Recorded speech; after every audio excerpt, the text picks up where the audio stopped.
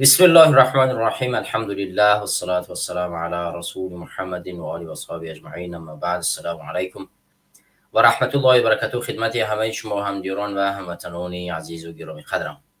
همدیران و هموطنان عزیز، همونطور که شما میدونید ما برنامه قدرت و حقیقت را همیشه روزهای سه‌شنبه برگزار میکنیم، ولی امروز متاسفانه یعنی این هفته متاسفانه روزی پنجشنبه برگزار کردیم، زیرا داره یک سفر قرار داشتیم و بعد از بازگشت سفر و تصمیم گرفتیم که این برنامه روز پنجشنبه برگزار کنیم و این چنین ما در شبکه یوتیوب یک ویدیوی کوتاهی نشر کردیم که برنامه روز پنجشنبه برگزار کرده میشه و با چندین از سبب‌هایی که برنامه روزهای سه‌شنبه گذرانیده میشد ما تصمیم گرفتیم که برنامه را به روز چهارشنبه تغییر بدیم روزش رو، چون روز چهارشنبه خالی‌تر بود. روز پنجشنبه بعضی از دیگه برادران برنامه داشتن و دیگر روز چهارشنبه برنامه قدرت و حقیقت انشاءالله که در پخش مستقیم میبراید و انشاءالله که روز چهارشنبه دیگه ما برنامه قدرت و حقیقت را پیش خواهیم بود.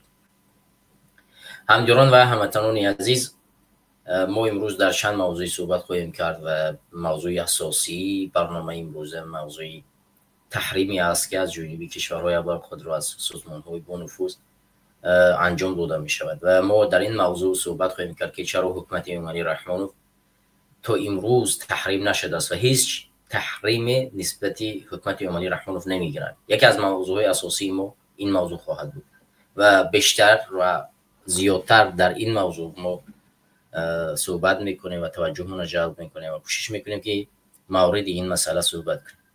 موضوع دیگری که ما صحبت میکنیم موضوعی که ما دیروز سفر داشتیم و از امکانیت‌های سیاحی که ما در دیگر کشورها دیدیم میخوایم در این موضوع کمی یک اشاره بکنیم و صحبت کنیم که چگونه فرقیت بین یک کشوری که امکانیت برای یک سیاح فراهم میکند و با اون کشوری که هیچ گونه امکانیت فراهم نکرده است و با سیاح تهدید و خطر را ایجاد میکند چی وجود دارد، یعنی چی فرقیتی وجود دارد و این را ما با مقایسه میکشیم و انشالله که در آخر برادران و خواهران اگر چیزی را بیان داشته باشند نمیخوان حرفی بزنن میتونن بازم به استودیو پیوست شوند و فکر خود نظر خودشون رو بیان بدارن.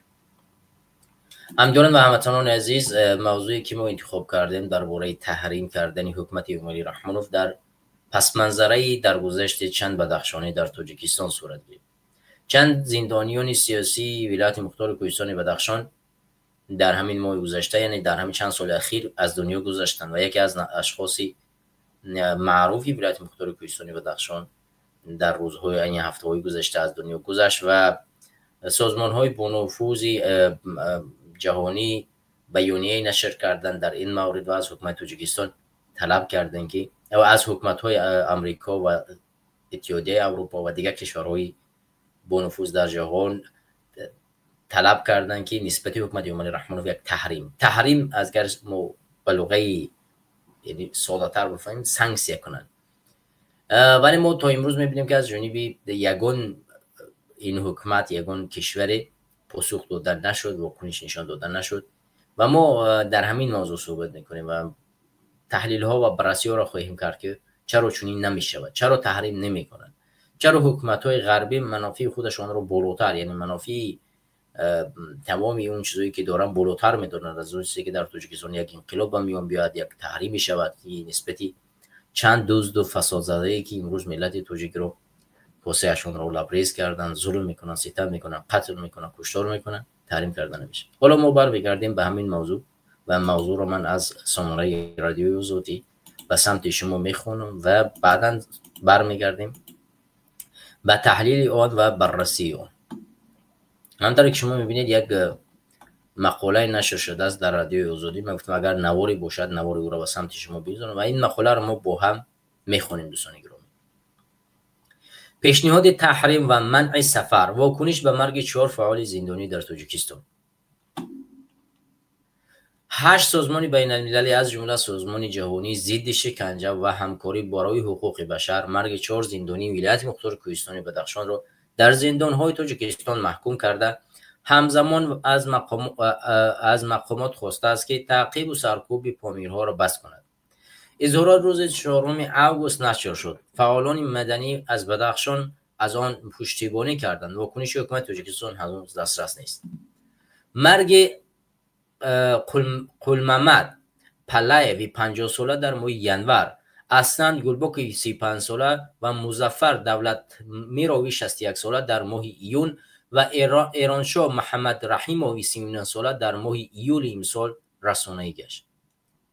همه آنها در سال 2022 و پس از عملیات نیروهای دولتی در روشن خاروق دستگیر و زندانی شدند.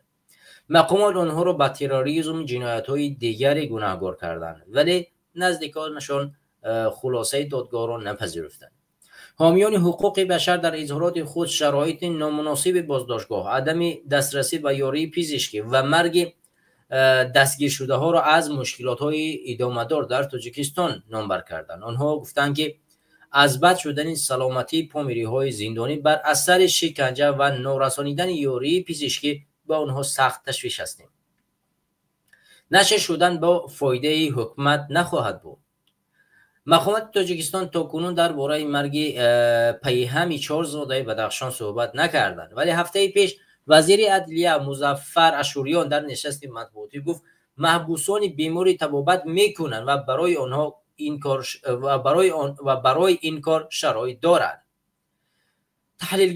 تحلیلگر خورسند حرمتوف که از وضع ولایت مختار کوهستان بدخشان آگاه است گفت آمار رسمی در این باره هیچ وقت نشر نشد. نشر شدن آن به فایده حکومت نخواهد بود. مرگ 4 زندانی در سال 2025 تصدیق شده است. مرگ قریب 40 ساکن ولایت در سال 2023 در پی سرکوب گردیه‌های نیز تصدیق شده است. بجز این به اطلاع او تعدادی از ساکنان ولایت به سبب‌های گوناگون منطقه را ترک کردند. این همه نشانگر کاهش باوری میان جامعه و حکومت است. از این سبب احتمال ما هیچ وقت شاهد تصدیق این رقم‌ها نخواهیم شد. 8 سازمان حامی حقوق بشر از این ناراضگی کردند که رئیس جمهور تاجیکستان در ماه مارس امسال 897 زندانی را عفو کرد، اما مراجعت‌های بر تکرار درباره رهایی فعالان بدخشانی نادیده گرفته شد. از جمله به اطلاع آنها گروه کاری سازمان ملل در مورد بازداشت‌های خودسرانه آزادی فراموز ارگشف، منوچهر خالق نظر، الفت خانم محمدشاهی و خورسند محمدشاهی و سوربن یونه را طلب کرده بود. ما درخواست داریم که قربانیان سرکوب فرامیلی علیه پامیری ها در روسیه چهارشنبه فروردین علاوچیف، آرز ورزیبکوف و رمزی ورزیبکوف نیز آزاد کرده شود. بازداشت خودسرانه تنها به فعالان پامیری، حامیان حقوق بشر و روزنامه‌نگاران محدود نمی شود. آن منصبداران بلندپایه پامیری به مثل خالبشوف نیز هدف قرار داده است. گفته شده است در گزارش خالبشوف افسر پیشین نیروی مرزبانی تاجیکستان است. طلب از تاجیکستان و کشورهای سازمانهای جهانی در اخیر از حکومت تاجیکستان خواسته شده است که مسئولیت‌های بین المللی خود را اجرا کرده تعقیب پیوسته و شکنجه هدفمندانه پامیرها را خاتمه دهد و به فعالان زندانی و از بدخشان یاری پزشکی مناسب رساند.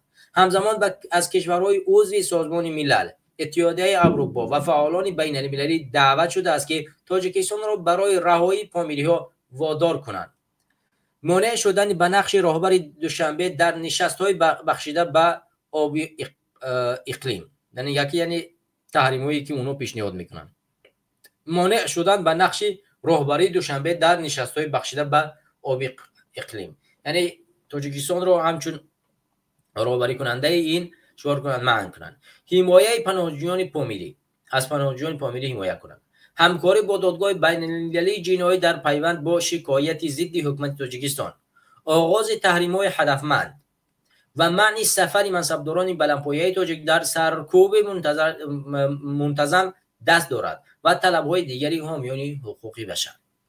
فعال مدنی از بدخشان میگوید که با وجود دیر نشر شدن اظهارات از طلب‌هایی که نسبت به اصلاح و وضع و پایان دادن به تقریب و سرکوب ادامه‌داری بدخشانی‌ها پیش آورده شده است، طرفداری می‌کند. علیم شیرزمان ویگ از فعالان بدخشانی و نمایندگان مخالفان تاجیک در خارج روز 13 آگوست بر رادیوی آزادی گفت که وضع واقعی ولایت مختار کوهستان بدخشان حتی بدتر از آن گزارش این سازمان هاست و روز به روز بدتر می شود. فکت ها درد نوکند.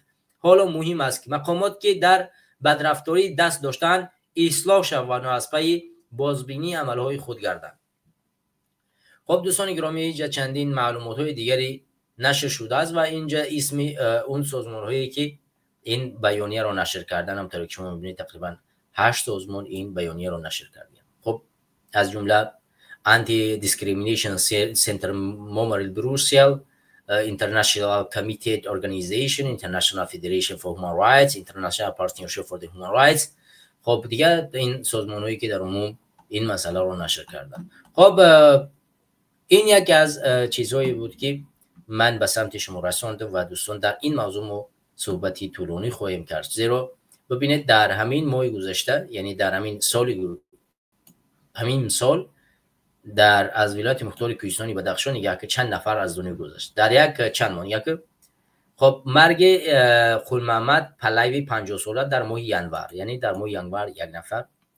اصلا گلوبوی 35 ساله و مظفر دولت مردای 61 ساله در ماه ایون، یعنی دو ماه یا ماه یک ماه پیش.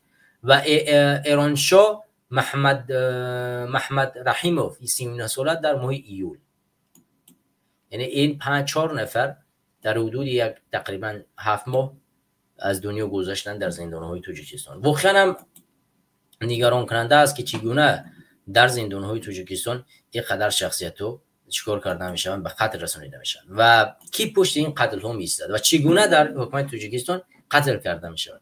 ما مثال های زیاد میزنیم و بعد برمیگردیم به مسئله تحلیلی که ما حوزه انجام میدیم.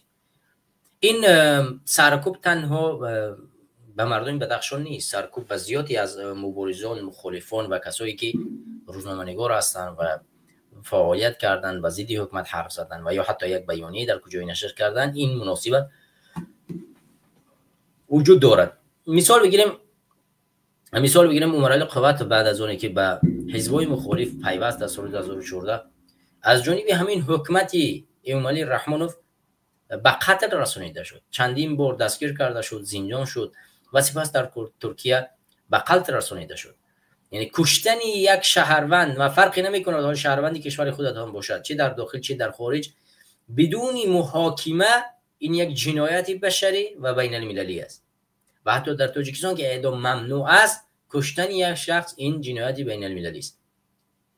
ولی حکومت تاجیکستان این جنایت بین المللی را در سال 2015 انجام داد. یعنی به جان امرای قوات چیکار کرد؟ حمله کرد و او را در پیش فرزندان خردسالش به شهادت رساند.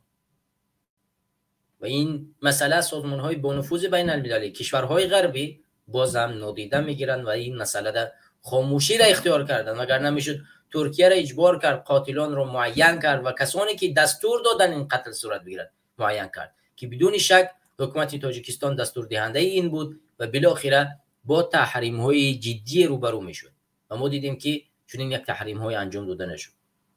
و همون سال 2015 دیرتر احسان آدینایف و اسم سرفراز عالم افروز در کشور روسیه در شهر سنت پترزبورگ ناپدید گشت.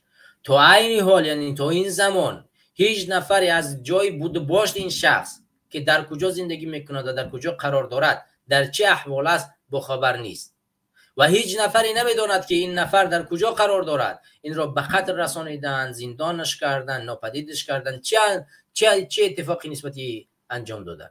شما میدونید که احسان آدینایف یا سرفراز عالم افروز یکی از فعالان جامعه مدنی بودند که بسیار با نشر کردن موادها به ضد حکومت تاجیکستان مشهور بودند و حتی در سال 2014 موفق شدند اولی 15 و آخری 14 چندین رسانه‌های مشهور تاجیکستان را بشکنند و زیاد فعالان مبارزه می‌بردند و در مسئله تنظیم کردن نوارهای امرای قواتف بسیار کمک می‌کردند. یکی از فعالهای جامعه مدنی بودند و این حال در کجا قرار دارند کسی نمی‌داند. تا امروز این کشورها و این سازمان‌ها خاموشی را اختیار می‌کنند و تنها خواهش می‌کنند که این و آن چیکار کنند، تحریم کنند یا اینکه سانکسیون وارد کنند. و بالاخره سال 2015 راهبر سازمان جوانان مقصود ابراهیموف دستگیر کرده می شود در روسیه و پشت پرده به تاجیکستان برده می شود. در ماه نوامبر سال 2014 او را شکارش میکنن، حملش میکنن، با 5 کارد او را شکار میکنن، مسموم میکنن، ولی زنده میموند و در سال 2015 او را دزدیده به تاجیکستان میبرن و به 17.5 سال زندان محکوم میکنن.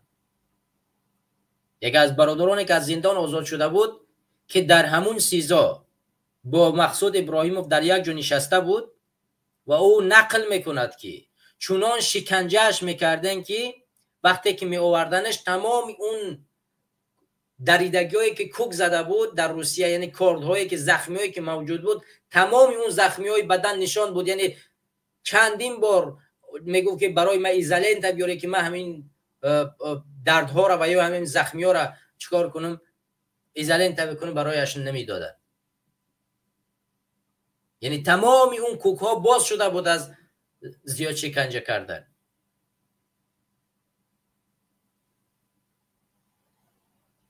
یعنی چنان شکنجه و ظلم در حکومت امام علی رحمانوف ادامه دارد.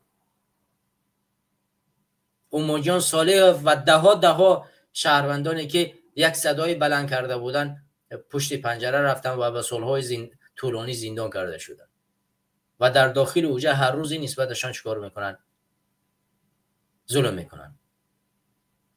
عبدالرحیم واصف در روسیه زندان شد و چند سال در روسیه زندان شیشت و از زندان آزاد گشت و دوباره او را دستگیر کردن در فدراسیون روسیه و راههای غیر قانونی دزدیده به تاجیکستان بردن و در اوجه به اول 22 سال اگر اشتباه نکنیم یا 23 سال و بالاخره بازم در سال همین سال بود، در اولی سال باز 7 سال دیگه با او علاوه کردن، یعنی 30 سال زندان محکومش کردن و هر روز برادرش از شکنجه کردن، از تهدید کردن و از این و آن در رسانه‌های مجازی خبر می‌دهد. که اون سازمان، که اون کشوری که این مسئله ها رو ببیند.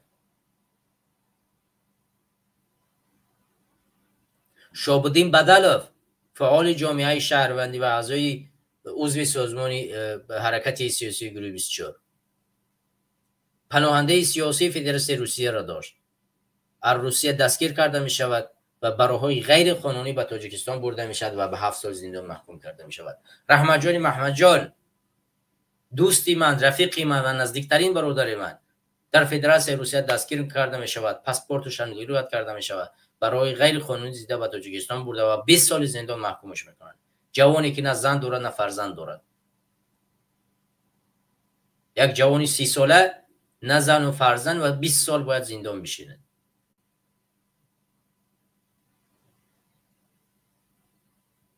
این مسئله ای است که در تاجیکستان هر روز زیاد و زیاد کرده می شود. ایزد امان، حامی مهاجران مهنتی تاجیکستان، در فدراسیون روسیه به چه احوال آورده شد؟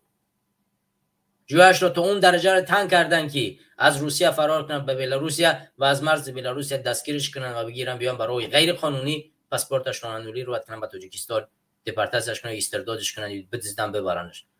و در تاجیکستان اول به 9 سال، بعد به 6 سال، یعنی به 15 سال زندان و گناه‌های گوناگونی بردن زندانش کردن. تمامی مردم برای ایزد امان خیست. نزد سفارت‌ها زیاد شد، اعتراض در رسانه‌های مجازی زیاد شد. نه هیچی را به نظر نگرفتن. نه حکومت دیکتاتوری امام علی رحمانوف، نه سازمان‌های با نفوذ بین‌المللی و نه کشورهای ابوالقدرت که بتوانند یک تحریم جاری کنند. کرامت شریپوف را نیز در فدراسیون روسیه به همون احوال گرفتار کردند و در تاجیکستان بردن، زهر و یا که هر اتهام دیگر نسبتی او وارد کردن، او را به قتل رسانیدند.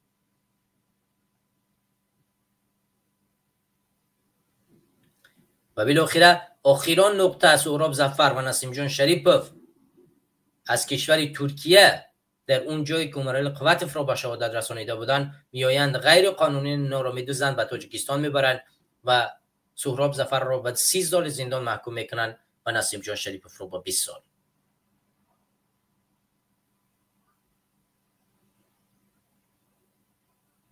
این خود نشانه چی است؟ نشانه ظلم و ستم نیست؟ حالا ما برمیگردیم که این نقاط رو ما اینجا ذکر کردیم تنها به خاطر اون یادداشتی که تمامی اشخاصی که میخواهند بفهمن، کشورهایی که میخواهند بدانند، اسمهایی را که اینجا ما یاد کردیم، تاریخهایی را که ما در اینجا بیان کردیم، تا بدانن که چقدر خاموشی را اختیار کردن و چقدر چیز را از دست دادن که اینقدر ظلم و ستم انجام داده میشد و تا امروز آنها خاموشند. حالا ما یک نقطه رو میخوایم اینجا چند نقطه رو به مورد تحلیل قرار بدیم. سوال اساسی است که چرا حکومت دیکتاتوری امامعلی رحمانوف تحریم نمی شود؟ چرا این کثیفات تحریم نمی شود؟ من اینجا عکسای تمامی خویشاوندان امامعلی رحمانوف را در سر قدرت همچون وظیفه کار میکنن گذاشتم تا اینکه شما و سازمان ها و کشورها ببینن این رو. اولین چیزی که سری راه این مسئله های غرب را میگیرن مسئله منفعت های ژئوپلیتیکی است. منفعت هایی که هر کشوری میخواهد از هر طریقی چیکار کند؟ تاجیکستان را اداره کند. یکی از مسئله های اساسی این مرز داشتن با افغانستان، مرز داشتن با کشورهایی است که در اونجا اینها اون را تروریسم میدارن، گروه های تروریستی رو در اون کشور میزنن و به خاطری به نظم در آوردن آن، نگاه داشتنی بالانس آن و مواد مخدره رو کنترل کردن، حکومت امامعلی رحمانوف برای اینها فایده دارد. چون یک نفر میتواند تصمیم گیرنده کل باشد و اینها با این گونه شخص نیاز دارد. چون اگر یک گروهی باشد که فرمانش را از ملت بگیرد و وکیل ها، دیپوتات ها خودمختار باشند، دادگاه خودمختار باشد، برای کشورهای حتی همین غربی با نفوذ این گونه حکومت در تاجیکستان عین حال لازم نیست. یکی از اساسهاش میتواند این باشد. مواد مخدره، کشوری که تروریست ها در داخل اون گروه های گوناگون تروریستی موجود است، برای کنترل کردن این دو نقطه کشورهای غربی نیاز به انقلاب یا که نیاز به دیگرگونی در تاجیکستان ندارند و حتی نیاز به تحریم ندارند. مسئله دیگر میتواند مسئله اون باشد که حکومت تاجیکستان در عضو ODKB است که یکی از مشترکات نظامی بین کشورهای آسیای مرکزی است که جزء آن روسیه هست و به خاطر نگاه داشتن اون و توازن بین این کشورها، یعنی چین، روسیه و این طرف حالا بگردیم امریکا و دیگر کشورهای غربی، یعنی نگاه داشتن این بالانس که در جغرافیا و این ژئوپلیتیک تاجیکستان همچون یک زمین روسیه یا اینکه همچون یک ابرقدرتی که زیر نفوذ، یعنی ابرقدرتی که تاجیکستان زیر نفوذ خود قرار داده است، نگاه بدارن و کوشش تلاش نمیکنن در اونجا دخالت بکنن.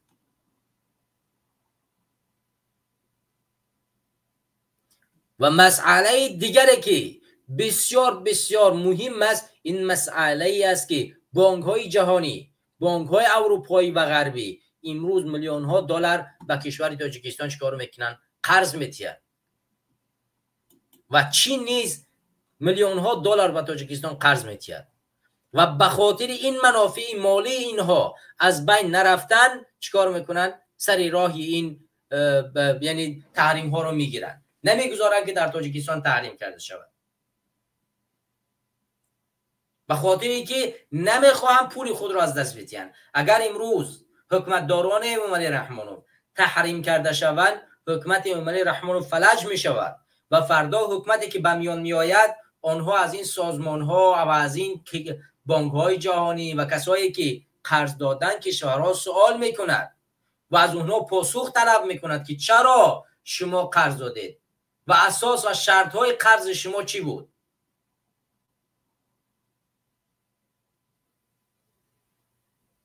یعنی این مسئله ها را اونجا سوال میکنن و از شما میپرسن. به این اساس اینها نمیخوان یک حکومتی را که خودش تنها تصمیم میگیرد و تصمیم گیرنده کل هست، یعنی یک شخص، نمیخوان که از بین برود. چرا؟ چون چینه که پولهای زیادی به تاجیکستان داده است. حکومت آینده بیاید از چین سوال میکند شما پول را دادید و دومین بار این را پس گرفتید. شرط ها برای ما پذیرش نیست. شما پول را داده، باید مسائل های عمیق سیاسی او را نگاه کنیم. چگونه این پول دوباره به شما بازگشت؟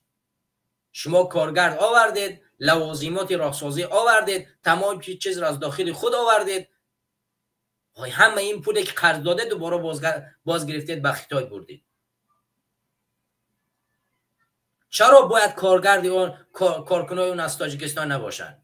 شما که قرض دادید باید ما کار اون رو بکنیم. شما قرض رو میتید و تمام اون لوازمات دوباره پول میگیرید، دوباره به کشور خودتون میبرید و کشوری پاسخگو این سوال ها را خواهد کرد. به منفعت چین نیست. یا که بانک جهانی امروز هزارها قرض رو به تاجیکستان میتید به خاطر از بین نرفتن اقتصاد تاجیکستان که پولهای زیادی داده است که او را باید باز پس بگیرد. بعد حکومت تاجیکستان رو مجبور میکند که برق را گران کن و اینو آن را گران کن و حکومت تاجیکستان هم با این لبیک میگوید و برق را گران میکند، اون دیگرش رو گران میکند. این خود نشانه چی است؟ نشانه آنی است که متاسفانه به منفعت اتحادیه اروپا، به منفعت امریکا، به منفعت چین و به منفعت روسیه نیست که در تاجیکستان دیگرگونی به میان بیاد، چون اقتصادی همه اینها ضربه میخورد، ضرر میبیند. روسیه جغرافیایی بزرگی گیوپلیتیکیش را از دست میدهد. امریکا که پول زیادی بانک‌های جهانی زیر نظارتش است و میخواهد کمی با اون گروه هایی که تروریستی هستند یا نرکبران هستند کنترل داشته باشد در لب مرز افغانستان، چیکار کند؟ صلح و سازش کند و چینی که میلیون ها دلار قرض دادگی است و استفاده از این حکومتی ناتوان میکند، نمیخواهد که چیکار کند؟ در تاجیکستان دیگرگونی بیاید و این باعث میگردد که هیچ گونه تحریم های وارد کرده نمیشود.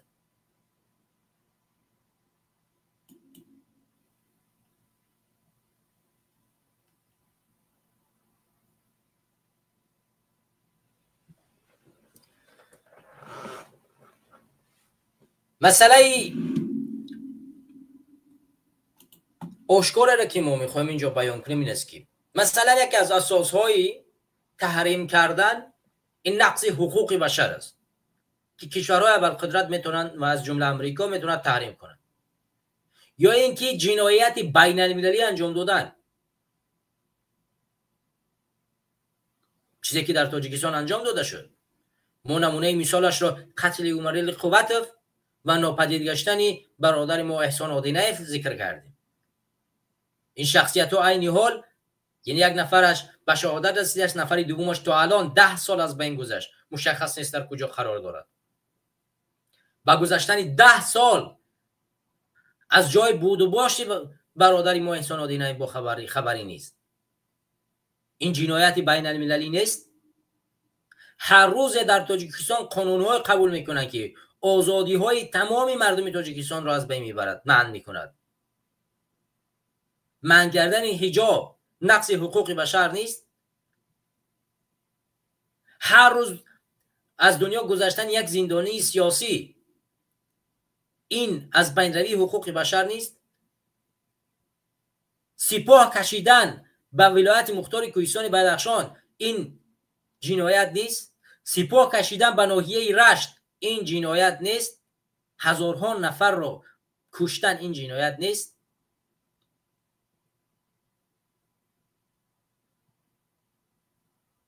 هزارها پناهنده سیاسی امروز در امریکا و اروپا آمده درخواست پناهندگی میکنه از ظلم ستم عمر رحمانوف، این دلیل اثبات کننده نیست؟ ولی چرا چون این دلیل ها را به این نوبت نمیگیرن؟ هر روز سازمان ها، حزب های سیاسی، حرکت های سیاسی چیکار میکنن؟ داد میزنن که تحریم کرده شود، ولی یگان نفر یگان کشوری رو نمیشنود. اساس های نشنیدن اینا در چیست؟ چرا نمیشنود؟ معین است که مفاد و فایده که اینها از دیکتاتور میبرند. مثال آشکارش رو بیام بیان کنه. وقتی شما یه رفیق دارید میروید میگوید که رفیق من نیاز دارم که با تو یک تجارت کنم و در این تجارت من 100,000 میپرتم و شما 100,000 میپرتوید، ما با هم کار میکنیم. ولی وقتی شما میخواهید در همین 200,000 که با هم پرداختید کار کنید، وقتی که میخواهید تصمیم بگیرید این میگوید که بستید من بروم در خانواده‌ام، یعنی این 100,000 من از 5 نفر گرفتم و او 5 نفر قطعی من مشورت کردم، بعد میام با شما صحبت میکنم و شما میگوید که نه چرا؟ او میگوید که اینجا یعنی یک جایی است که من نمیتونم تنها تصمیم بگیرم، پس این نفری که 100,000 خودش توخه گذاشته تصمیم گیرنده است، میگه برو گم شو من به تو کار نمیکنم. امروز تاجیکستان حکومتش همین گونه شده است، خودش توخه تصمیم میگیرد، ولی در کشورهای با نفوذ و پیشرفته تصمیم رو یک نفر نمیگیرد، بلکه 10-20 نفر پارلمان میشینه تصمیم میگیرد و بعد اجرایش رو چکار میکند؟ حکومت انجام میدهد. ولی در تاجیکستان ما چنین نیست. وقتی که یک بانک به تاجیکستان پول میدهد، با کی نگاه؟ به خانواده ایمانی رحمانوف، ولی پولش رو کی پرداخت میکند؟ از باج کی پول میگیرن؟ از باج این ملت، از باج همین مردم.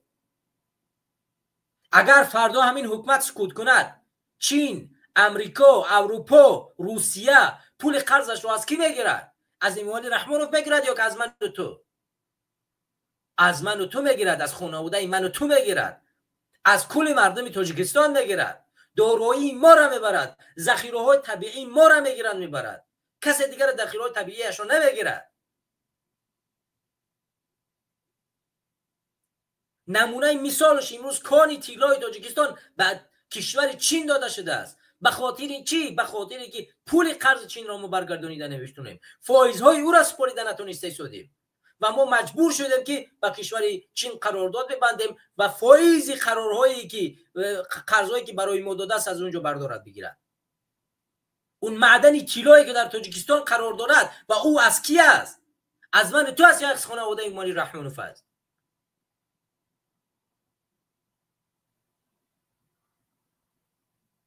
برای همین وقتی که ما اینجا صحبت میکنیم باید همه مردم احساس بکنن که تمامی مالکیتی که امروز در تاجیکستان است مالکیت من تو است، مالکیت تمامی هموطنای ماست، مالکیت خانوادگی کسی نیست، نه خانواده من نه خانواده تو، از همه این مردم است. همه حق داره در مالکیت طبیعی تاجیکستان.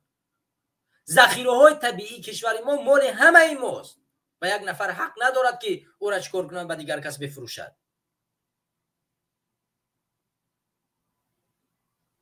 امروز حکومت رحمانوف با کدام اساس حق دارد که کانی طلای تاجیکستان رو به چین بفروشد؟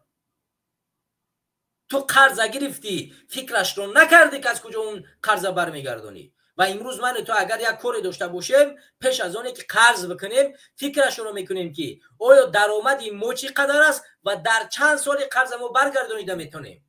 حتی از همین بانک‌های ریباخر میره قرض میگیری، از همین بانک‌ها هم نگاه میکنی، بانک نگاه میکنه که تو قرض میگیری تو چی درآمد دارید و در چی قدر میتونی پول بر بگردونی و بر اساس همون قدری که میتونی بر بگردونی پولت میتیه.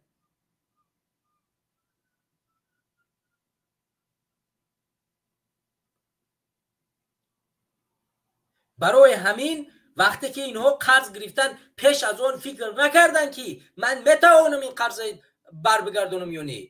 همین کشورهای قرض دادن نتوانستن سنجش کنن که حکومت تاجیکستان میتواند این را بر بگردونه یا نه. میتوانستن ولی نکردن. چرا؟ چون میدونستن که در تاجیکستان خلق خاموش وجود دارد و یک حکومت دیکتاتوری که میتونیم ذخیره های طبیعی کشور رو برای بگیریم. همین بانک جهانی وقتی که میخواست قرضش رو بیشتر از تاجیکستان بر بگردوند چیکار کرد؟ گفت که اقتصاد تاجیکستان رو به پایان است و قرض من زیر سوال میرود، من فایزم رو پس گرفتن نمیتونم. تاجیکستان رو مجبور کرد پلی برق رو گران کند. پلی برق رو کی میسپرد؟ پلی برق رو من، تو، خانواده من، خانواده تو، خانواده دیگر هموطنی من تو میسپرد. پلی برق رو رحمانوف میسپرد مگر از جیب من و تو فایز قرضشون بگیرد. ولی اون قرض در کجا رفت، در کجا مصرف شد معلوم نیست. این رو میگویند کشورهایی که از جانب یک نفری داره میشود و منافع کشورهای ابرقدرت، منافع کشورهای فایده آور این است که به یک نفر صحبت کنند و با یک نفر تصمیم بگیرند. ما وقتی که میگوییم ملت آگاهی سیاسی داشته باشد، تفکر و اندیشه داشته باشد و بفهمد که چرا پول این ملت استفاده می شود در این و آنجا، این نکته هایی است که من در بالا ذکر کردم.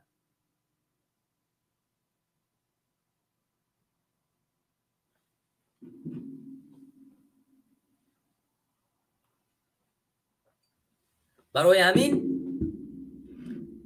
امروز تمام سازمان ها به عبارت یک علاهیده، بعداً بازم 5-6 سازمان یک جا می شوند با هم، از حکومت امریکا، اتحادیه اروپا و دیگر کشورهای بانفوذ طلب میکنن که حکومت امالی رحمانوف رو تحریم کنن و اون تحریم ها خیلی تحریم های جزئی است و منع امالی رحمانوف از پیش بردن نقش او در چی؟ در آب، در آب و اقلیم. این چی تحریمی است؟ خب بگذار، خب اینش حمایه پناهجویان پامیری خب خوب است، ولی به هر صورت این کم است. پناهجویان پامیری در اینجا و اونجا حمایه کرده شد، خب اروپا و امریکا بگذار حمایه کنند، ولی داخل وطن چی؟ پامیری ها امروز در داخل وطن در زندان 4 نفرشان هلاکت شد و هلاکت رسید. چرا اونها اونجا حمایه نداشته باشند؟ در وطن خودشون حمایه نداشته باشند؟ چرا تحریم نکنید؟ چرا گفته نشود که هواپیمای خانواده اسدالله، حسن اسدالله زاده باید به شهرهای اروپایی، به شهرهای امریکایی، به شهرهای دیگری که در اونجا منافعتی، یعنی کسی که سازمان ملل جزئی این سازمان ملل است، پرواز نکند؟ چرا سفرهای امالی رحمانوف رو ممنوع نکنید؟ چرا دارایی های اونها رو در ژنو و در دیگر جا بسته نکنید؟ چرا این تحریم ها انجام داده نمیشود؟ میترسید که پول دارایی یا که پول و دارایی های حکومتدارای امالی رحمانوف دیگر به اروپا نمیآیند، به امریکا نمیروند؟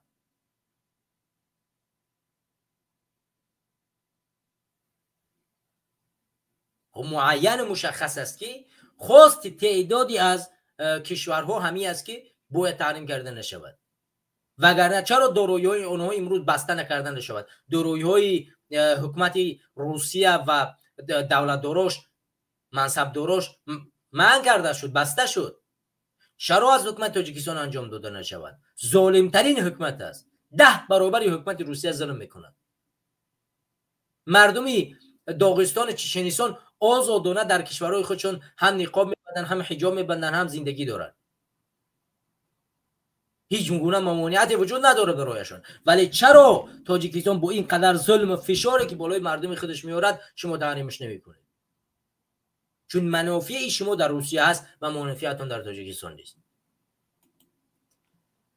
دوست گرامی در پخش مستقیم است، بفرمایید اگر صحبتی داشته باشید. السلام علیکم و رحمت الله و برکاته. برادر سوزیم خوبی؟ و علیکم السلام و رحمت الله و برکاته. بفرمایید دوست گرامی. صدا هست؟ اوز رفته صدا استودیو؟ بله صدا هست برادر. خیلی خوب. برای چی که چی بتانیم موضوع چی موضوع است امروز در این برنامه؟ من یک کم در دیتا از دوست گرامی ما در موضوع تحریم نکردن کشورهای غربی به حکومت امالی رحمانوف صحبت داشتیم و دلایل زیادی آوردیم از قتل، کشتار و جنایتی که امالی رحمانوف انجام داد و تعداد پناهندگانی که امروز پناهندگان سیاسی در خارج کشور و ده نمونه قتل در خارج، مخصوصا کشتن مرالق و گم شدن احسان الدین و علاوه بر این در زندان مردن چندین فعال جامعه مدنی بدخشان و کشته شدن و مردن چندین زندانیای سیاسی از جمله اعضای حزب نهضت اسلامی تاجیکستان و حتی یک اعضای حرکت سیاسی گروه بسیار در داخل زندان.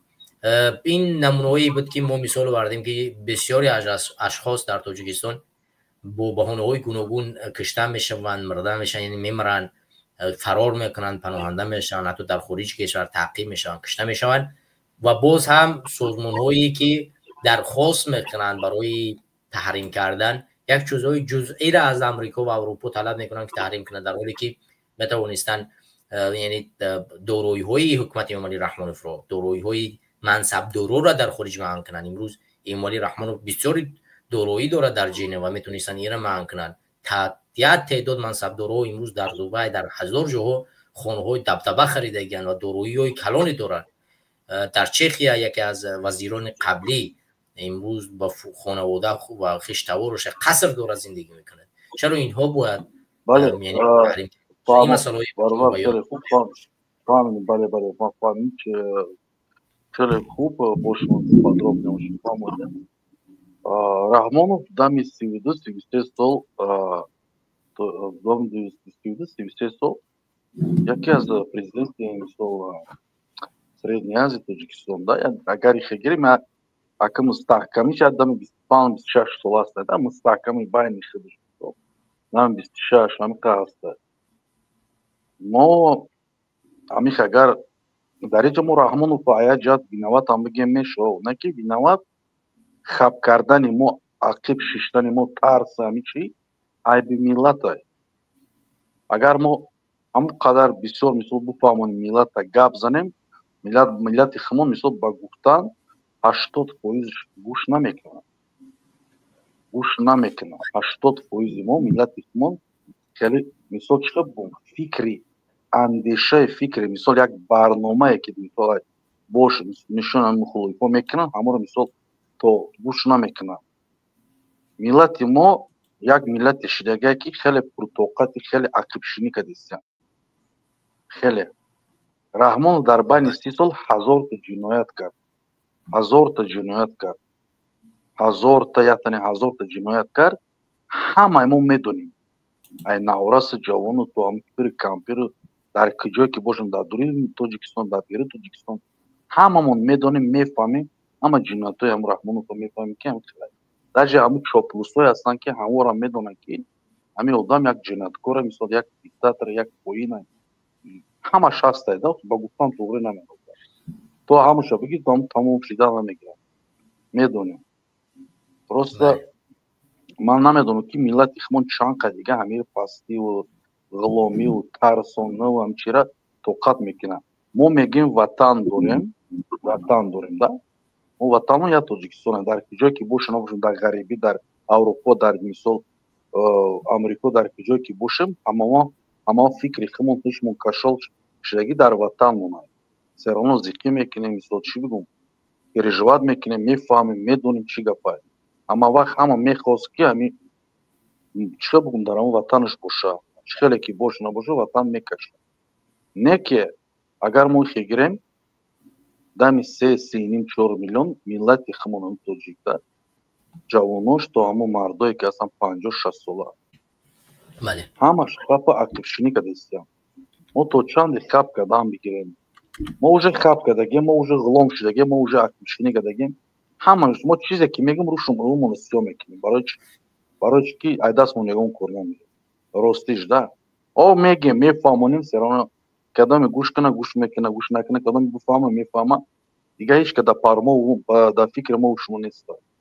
ملت همه قدر ترسو شدگی همه قدر بیناموس شدگی که والله قسم که اولش خداوند میدونه دیمیش که در همه آدمگری توری نمیخواد ننگ ناموس ملت خمون که در همین بین خشون مسلمان میکنن در مسلمانی توقعات نمیخواد برای چی که یک دیگری شکو باوری نمیکنه باور میکنی یک دیگری شد در بین در کجایی که 4 تا ملت خمون 4 تا تاجیکی باشه که پر نداره همین ادوی تاجیکستان باشه که یک دیگرش که توقیر باوری نداره همین خشیدگی که همین روز پگاش مثال چه بگم 100% فکر کردن نمیتونه ملت یا نمود کدگی که ملت هم ایس غلامی کده استای غلام شه گرفتگی ایس ترسو ایس همه در سر ملت تاجیکستان ما از او چاپلوساش نمیگم چاپلوس رو که چاپلوس که اصلا دام گیرد نوش دادیم تاجیکستان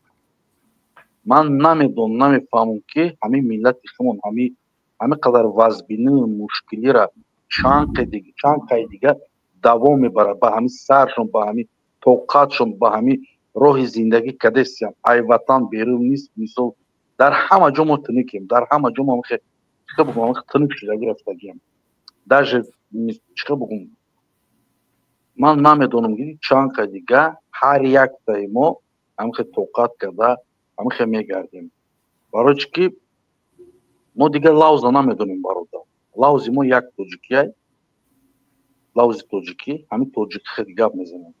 Дига лавза намедонем ки мо буфаҳмем дига каса мисол буфаҳман, гӯш кунанд, бидонанд, фикри худшон хай бокунанд. Ҳар одам мисол метавонад фикри худша гап занад, гӯш кунад, гап занад, фарқ надорад. Миллат тарсо шуда гирифтага. Чиқа ки шумо дар як барноматон гуфтем ки бисёри мухолифҳои омадаган, бисёре ки ҷавононе ки бисёр одамое ки мард, заное ки омадаги дар Аврупо ҳастанд, ҳамво тарсо доранд. Ай ҳамин режими Раҳмонов. Дар як барнома шумо ҳамин қайд карда будед, гуфтед ки ҳамво тарсо доранд. Ки дар ҳамин Европа, Аврупо ҳастанд, мисол зиндагӣ мекунанд, кор мекунанд, дар ҳамон ҷо тарсо доранд.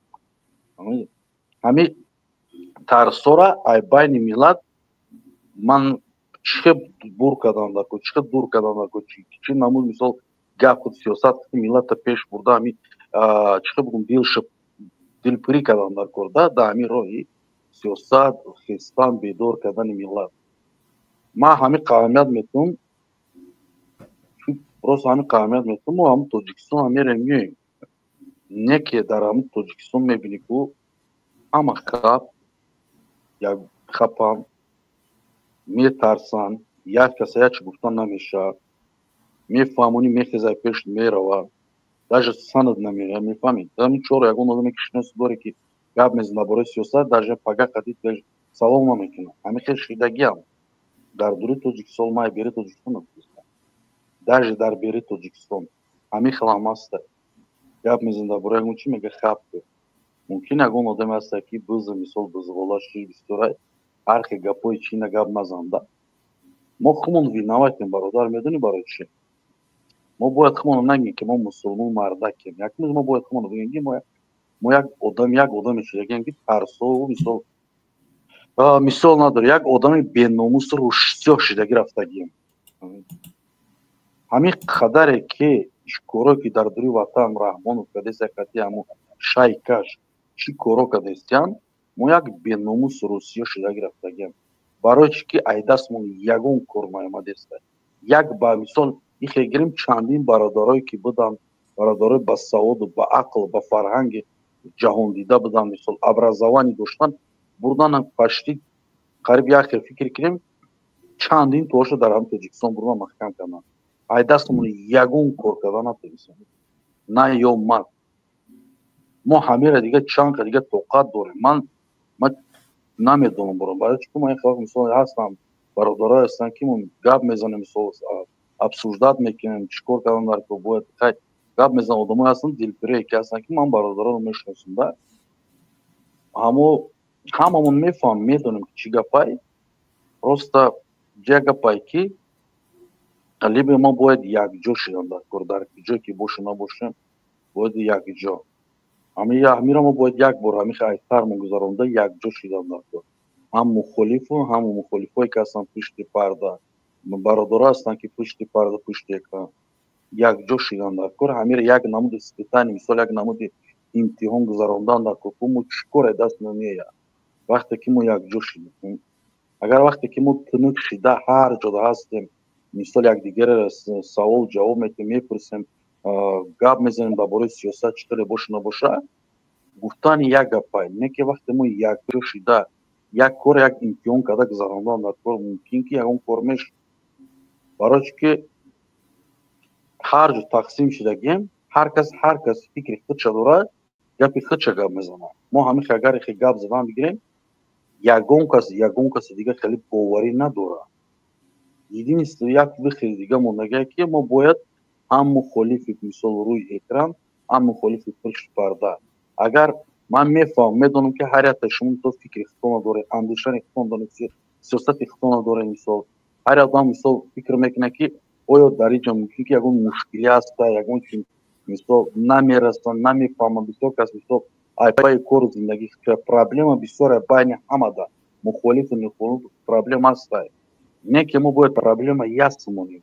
Агар мо проблема байни худмон решат бигем решат кунем ку решат карда намешавад. فهمیدی؟ همین قطعی ما ملت های دست میگیریم، همین قطعی ما رفتن میگیریم، همین قطعی ظلم شده، همین قطعی سین سال میره دیگه یگون کار کردن نمیتونه. یگون کار. Единство که ما موندگی یک تا شانس نیست، یک امتحانی که یک چیکار بگم یک کاری کردن در که اقلا ما همین گپ قط یک جوشه. من نگفتم که هم یک مش شدن در کار چسبیده یک مش نه گپ قطعی یک جوش شده مثال یک مسئله یک امتحان یک مثال چیکار بگم پروتکلی که تیار کنیم بین خمون فهمیدی؟ ممکن که هم پروداکتور مثال یگون کاری میشه پیش رفته. امتحان کدا گذراندن در کار. امتحان کدا گذراندن برای که خیلی آدمای با کلا و با سواد بین مختلف هم هستن پیش لیکران هستن. ما برادرای میدونم که باور که دو تا سه تا مثال وش образование اولی من کنید نه که خودشون نشون نمیده یا نمود شوی گپ میزنه شون دیگه خیلی من میشناسم میدونم برادرای هستن که کار میکنن زندگیشون همون نه که آیا همون مثلا سویت میگیریم میپرسیم اینترویو میگیریم و اینی خمون مثلا پروسپوز میکنیم چیکار کردن در کار единство باید یک جور شدن در کار همین 95% باسم برادر کی میگه که ما باید یک امتحان گذراندگی یک نمود چکنیم که ما باید یک جور شدن در کار همه یک بار من پاپروف کردم مثال کردم در کار که باید همه یک جور شده هر کس مثلا هممون با یک فکر اندیشه یک جور شده یک کار کردن در کار برای چون ما اگر هر کس ما اینجا گپ بزنم شما اونجا گپ بزنید یا برادرش اونجا گپ بزنه هر کس فکر خودش قد بگیره ما روزی فکر شما ده ما روزی نه که وقت ساعت شما ده ما باید همیشه اوستا پیشن یک سال نیم سال ده باید یک جور شده و یک سخن با یک چی ما باید هم یک کاری کردن نکنه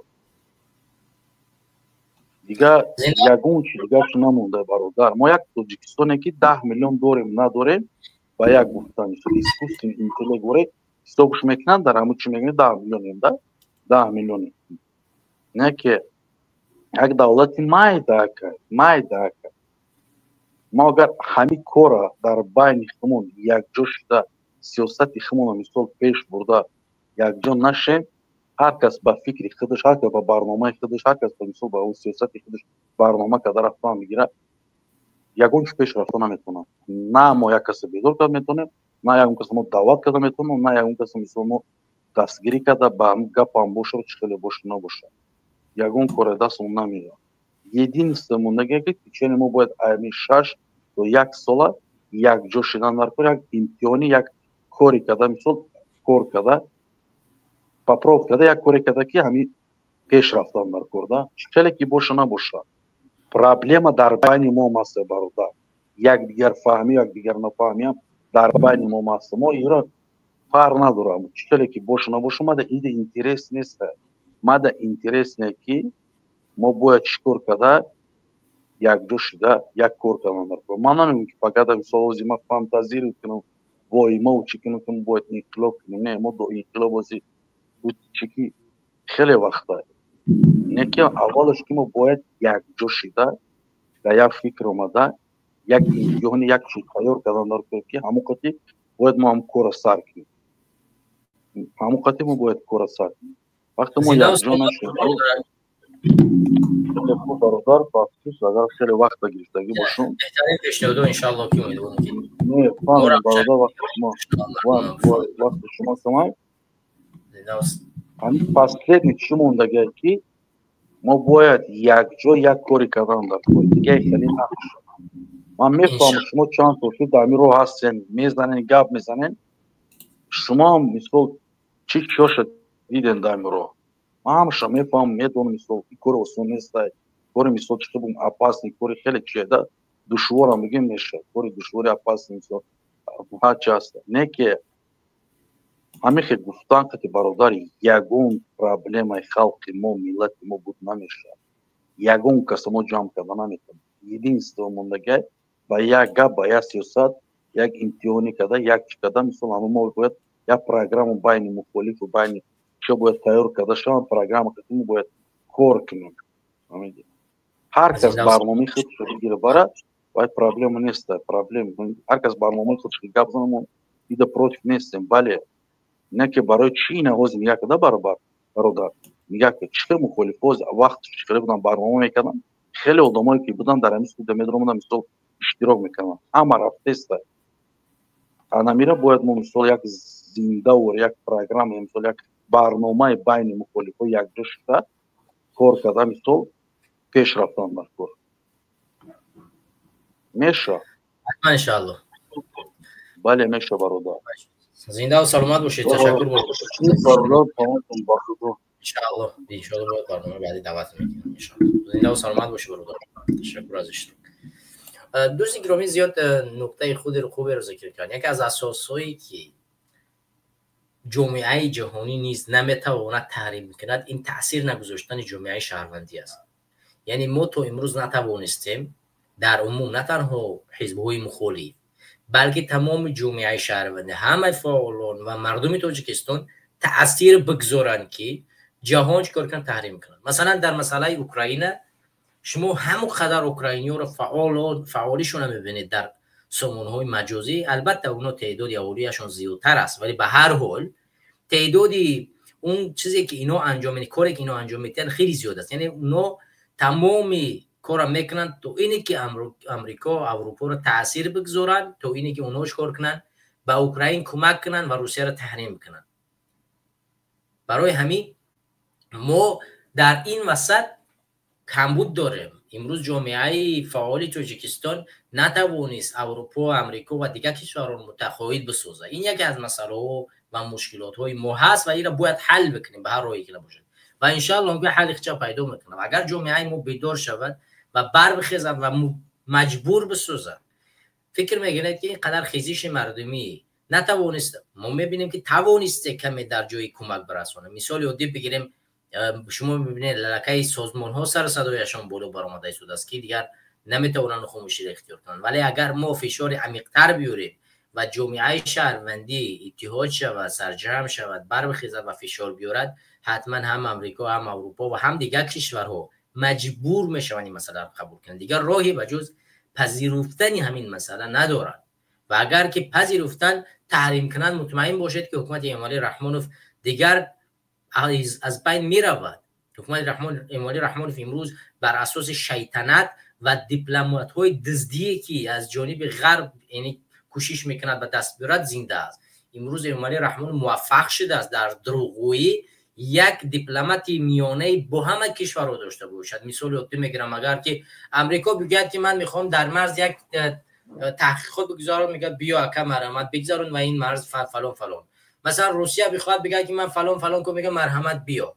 اروپا بیاد مثلا در فلان تشکیلات بیاد تو بیا اشتراک کنی فلان سازشنامه حقوقی را بنویسید، میاد میگه مرحمت من مینویسم، من عضو فلان سازشنامه حقوقی هستم و رعایتش میکنم.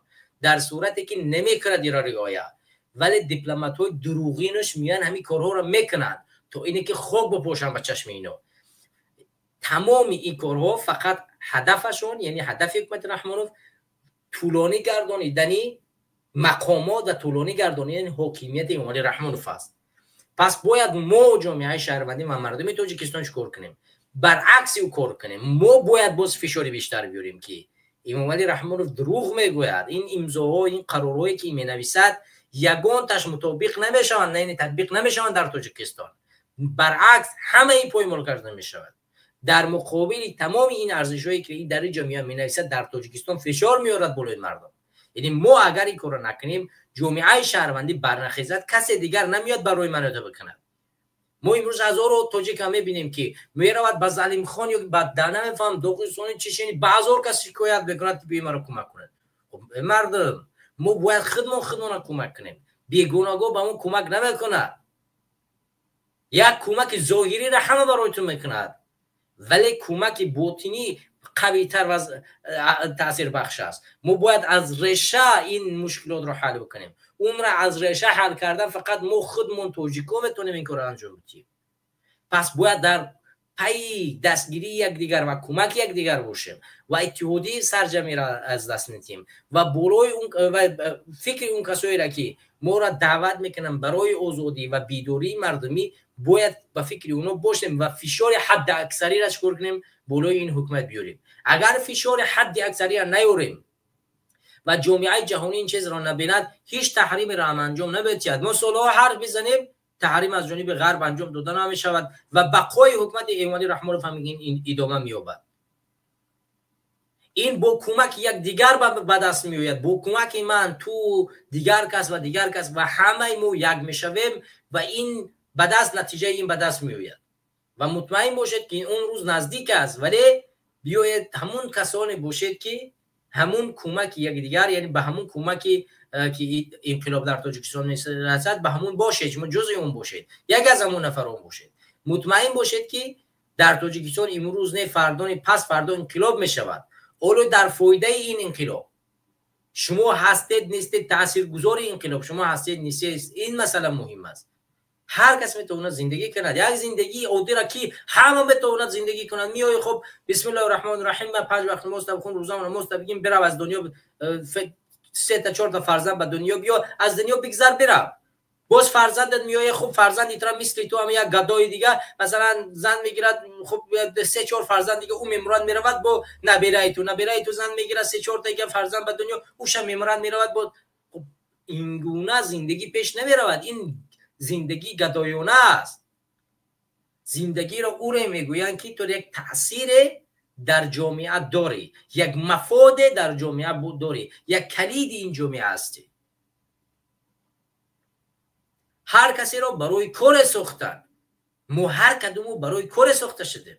ما همین گونه نساخته شدیم که بیایم بخریم بریم. پس باید ما برای بیدار شدن جامعه کمک بکنیم و علاوه بر این تمام کارها را انجام بدیم تا اینی که بتوانیم فشار حد اکثری را به جهان غرب، به کشورهای غربی بیاریم. کشورهای غربی مجبور شوند ایوانی رحمانوف را تحریم کنند. این تحریم ها حکمت ایوانی رحمانوف را ضعیف میگرداند و من و تو میتونیم انقلاب کنیم. بله میتونن اینو تحریم نکنن با اساس اون چیزی که خب جنگ شهروندی بود، اینا میخوان یک خب یک امنیتی نسبی است، همون امنیت بقا داشته باشد.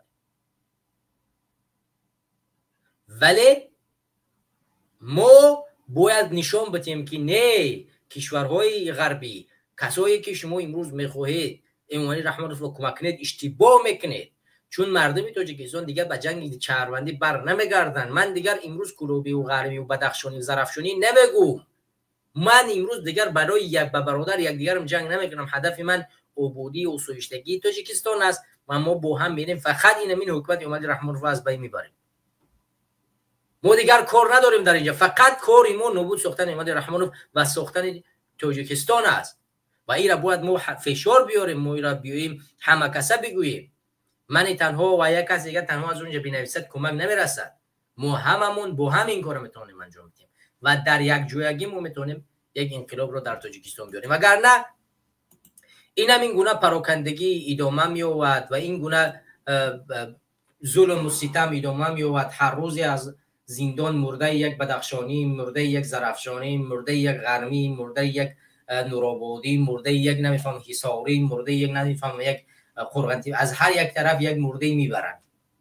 فرزندی فلانی از دنیا گذشت میبرنش از زندان، فرزندی فلانی زندان کرده شد به خاطر لیگ، فرزندی فلانی به خاطر ایوانی رحمانوف استعفا گفتن زندان شد یا کشتنش. خب این گونه ادامه پیدا میکند و فرزندان جسور و توانمند این کشور از بین برده میشوند. کادرهای با وقار این کشور فرار میکنند، میروند در امریکا و اروپا و نمیفهم در دیگر کشورها که امروز امکانیت براشون فراهم آورده شده است که فرار کنند، میروند در اونجا کار و زندگی میکنند و در تاجیکستان همین گونه در دست غاصبین قرار باقی میماند و تمام ارزش‌های دینی، ملی، فرهنگی از بین میرود و هیچ چیزی باقی برای شما نمیماند، هیچ چیزی باقی برای ما نمیماند، هیچ چیزی باقی برای ملت نمیماند.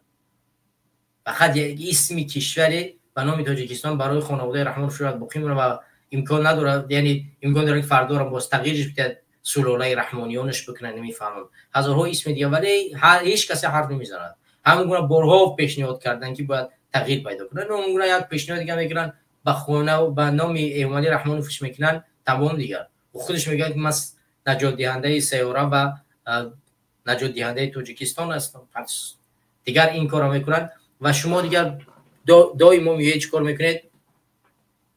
میگه که من بقای این ملت و فلانی و باید این کشور رو به خانواده فلانی ببخشیم و اسمش رو به خانه فلانی بمونیم. تمام دیگه همه سجده میکنید با ایمان رحمان رو رفتن میگیرید. هیچ چیز دیگر باقی برای من تو نمیگم. دوستان و هموطنان عزیز، همه شما خواهش میکنم برنامه ما را لایک بگذارید. 172 نفر ما رو تماشا میکنند و لایک ما بسیار تعدادش کم است.